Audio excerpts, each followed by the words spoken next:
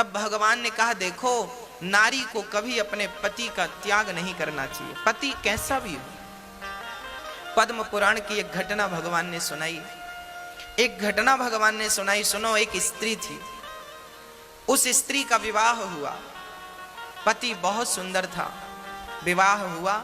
अभी वो हफ्ते भर अपने पति के संग रही कि पता लगा कि उसके पति को कोढ़ की बीमारी हो गई। कोढ़ जानते हैं, पूरा शरीर सफेद पड़ जाता है।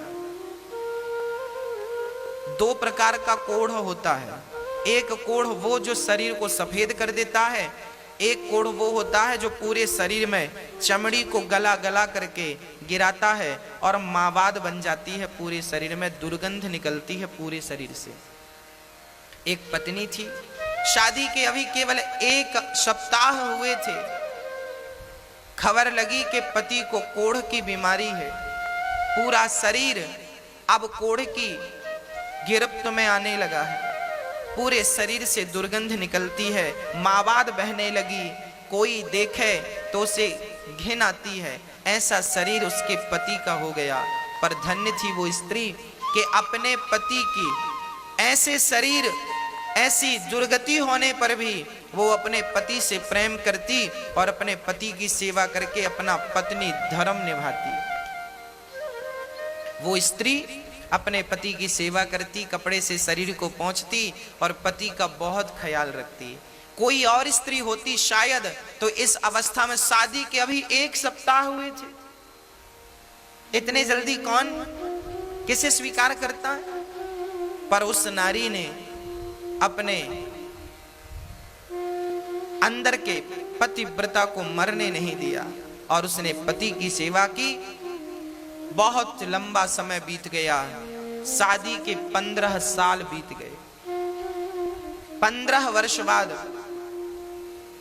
उसका पति बाहर बैठा, ठंडियों का समय था, धूप में बैठा था। सोचो, वो नारी अपने मायके नहीं जाती इसलिए कि मैं चली जाऊंगी तो इनकी सेवा कौन करेगा। ना तो भाई सेवा करता है, ना परिवार में कोई आगे बढ़ता है। पत्नी करे तो करे, नहीं तो वो मर जाए। धन्य थी वो नारी जो पति की सेवा करती। एक दिन पति सर्दियों के दिन बाहर आंगन पर बैठा था, तभी उस नगर की एक सुंदर वैश्या वहां से गुजरती है। राजा के घर नाचने जाती थी वैश्या। जब वो राजा के घर नाचने जाती तो उसी रास्ते से गुजरी। आज कोढ़ जिनको था, उस कोढ़ी ने उस स्त्री को देखा, आहा कितनी सुंदर है ये, और उसकी सुंदरता पर लट्टू हो गया। उसका मन वैश्या के पीछे चला गया। शाम को बड़ा उदास था। पत्नी ने कहा, स्वामी जी क्या हुआ? तब कह दिया, क्या बताऊं, आज यहां से वो स्त्री गई, उसके संग मेरा मन चला गया। तुम बहुत बड़ी, देखो एक पति अपनी पत्नी से कह रहा, सुनना जरा, ये पद्म पुराण में लिखी घटना है, सच घटना है, कोई मुंह जवानी की नहीं। हाँ, उस पति ने कहा, उस कोढ़ी ने कहा अपनी पत्नी से, सुनो, एक बार तुम चाहो तो वो वैश्या मुझसे मिल ले, बस एक बार उससे मिलने की इच्छा है। वो वैश्या है ना, वो मुझसे मिल सकती है, उसे हम जितना पैसे चाहिए पैसे दे देंगे। अब एक पति भला अपनी पत्नी से कह रहा है कि तुम हमें उस वैश्या से मिला दो, पर पत्नी तो पतिव्रता थी। भला पति की ये आज्ञा भी कैसे टालती? आज तक किसी आज्ञा का उल्लंघन किया नहीं था, ये आज्ञा कैसे टाल? ठीक है, मैं आपकी मुलाकात जरूर कराऊंगी, यदि आपकी इच्छा है तो ठीक है। वो पत्नी उस वैश्या के घर जाने लग गई। सवेरे 4 बजे जाती, उसके घर का झाड़ू करती, बर्तन करती, चौका करती, चली जाती। वैश्या ने देखा कि मेरे घर झाड़ू पोंछा कौन करता है। एक दिन उस वैश्या ने ताड़ लिया अर्थात देख लिया, छिप करके देखा कौन आता है मेरे घर काम करने। देखा तो ये पतिव्रता। अच्छा, ये इतनी बड़ी पतिव्रता है, इसके चर्चे चारों तरफ फैले थे।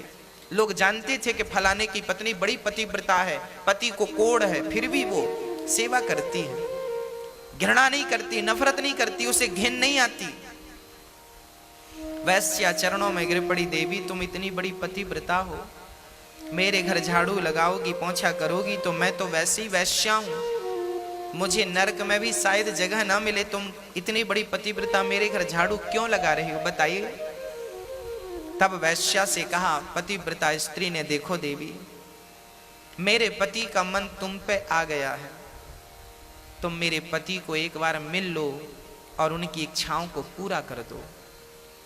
जब इस प्रकार का निवेदन एक पतिव्रता नारी ने उस वैश्या से किया, वैश्या को पता था कि इसके पति को कोढ़ का रोग है, शरीर से दुर्गंध निकलती है, परंतु आप कह रही हो तो ठीक है, कल शाम के समय, कल रात्रि के समय आप अपने पति को मेरे घर ले आना, मैं उनसे जरूर मिलूंगी, भेंट करूंगी, ठीक है। अब ये पतिव्रता नारी अपने पति को ये समाचार सुनाती है कि वो आपको कल मिलेंगी। अब तो ये पति बड़ा प्रसन्न हो गया। दूसरा दिन हुआ, शाम हुई, चलने का इंतजार। अच्छा, ये कोढ़ी था, ज्यादा दूर चल नहीं सकता था, शरीर जर्जर था। हाँ, शरीर बीमार था ना, शरीर जर्जर था, शरीर तो जर्जर था पर मन चंगा था। कुछ दूर चला, पत्नी ने हाथ पकड़ करके अपने पति को चलाया, इसके बाद थक गया, कहने लगा मैं चल नहीं सकता पर मेरी इच्छा है उससे मिलने की। बैठ गया, रोने लगा। पत्नी ने कहा स्वामी जी रोइए मत, आप मेरे कंधे पर बैठकर चलिए। तब पत्नी ने अपने पति को अपने कंधे पर बिठाया। जरा दृश्य देखिएगा, ऐसा भारत और ऐसी पतिव्रताएं आगे मैं स्पष्टीकरण करूंगा। इस नारी ने अपने पति को कंधे पर बिठाया और वैश्या के घर जंगल के मार्ग से चली, गांव के भीतर से जाएगी। लोग क्या कहेंगे, पति को कंधे पर बिठाकर कहां जा रही हो, लोग हजार सवाल करेंगे। जंगल के मार्ग से जा रही है, कोई देख ना सके। पर उस जंगल में एक घटना और घटने वाली थी। क्या घटना थी? वहां पर एक संत बैठे थे। हाँ, वो संत, एक वहां का जो राजा था, उस राजा के घर में कुछ चोरों ने चोरी करी। चोरी करके धन संत की कुटिया पे छिपा दिया। राजा के सिपाहियों ने संत की कुटिया से धन को बरामद किया तो उन्हें लगा चोर ये बाबा ही है। तो उस संत को चोर समझकर राजा के सिपाहियों ने उसे सूल पर टांग दिया। सूल, पैना सा सूली अलग है, सूली मतलब फांसी। सूली अलग होती है, सूल अलग होता है। सूली, सूल पर एक पैना सा सूल कांटे की तरह जमीन पर गाड़ा और उसे उस सूल पर बिठा दिया। वो बाबा जी के शरीर में सूल चुभता हुआ नीचे से लेकर ऊपर सिर पे निकल गया। पर संत असली थे, समाधि असली थी, सूल उनका कुछ बिगाड़ ना सका। सिपाही राजा के वहां से भागे। बाबा जी रात्रि हो गई, सूल पर लटके रहे। अब ये पतिव्रता नारी अपने पति को कंधे पर बिठाकर जब ले गई तो इसे रास्ते में दिखाई ना पड़ा, अंधेरी रात थी। तो इस नारी के कंधे पर जो पति बैठे थे, पति का सिर बाबा जी के पांव से टकरा गया, क्योंकि बाबा जी सूल पर लटके थे, ऊपर थे, और इसका पति भी कंधे पर था। तो इनका सिर बाबा का पांव यूं टकरा गया, और जैसे ही टकराया बाबा की समाधि खुल गई। बाबा ने श्राप दे दिया, जिसने मेरी समाधि भंग की वो सूर्य उदय होते ही मर जाएगा। अब जैसे ये श्राप लगा तो कोढ़ी राम तो लगे रोने, मैं तो गया काम से। वो तो लगा रोने, वैश्या को भूला, सब कुछ भूला, लगा रोने, मैं तो गया काम से, मैं तो मर गया। पर वो पतिव्रता नारी, उसने कहा हे सूर्य भगवान, यदि मैं सच्ची पतिव्रता हूं और अपने पति के अतिरिक्त मैंने कभी किसी पराये पुरुष का स्वप्न में भी चिंतन ना किया हो, तो सूर्य भगवान जब तक मैं ना कहूं आप प्रकट ना होना, क्योंकि आप प्रकट होंगे तो मेरे पति मर जाएंगे। ये संत का श्राप है, तो सूर्य उदय ही नहीं होगा, कहानी खत्म। भक्तों 24 घंटे बीत गए, 48 घंटे बीत गए, हाहाकार मच गया, सूर्य का आता पता नहीं। हाहाकार ब्रह्मलोक में मच गया, सूर्य क्यों नहीं निकल रहे हैं? सूर्य बोले मैं नहीं जाऊंगा, नहीं भस्म हो जाऊंगा उस नारी के कारण। वो इतनी बड़ी पतिव्रता है कि सूर्य की गति को रोक दिया उन्होंने, रुक गए सूर्य भगवान, स्थित हो गए, स्थिर हो गए। ब्रह्मा विष्णु महेश दौड़े दौड़े आए, देवी क्या कर रही हो, प्रकट होने दो ना, मेरे पति मर जाएंगे। तब अनसुईया माता को पता लगा, वो आई और अनसुईया माता ने कहा, देवी तेरे पति को मैं जीवित करूंगी, तू आने दे।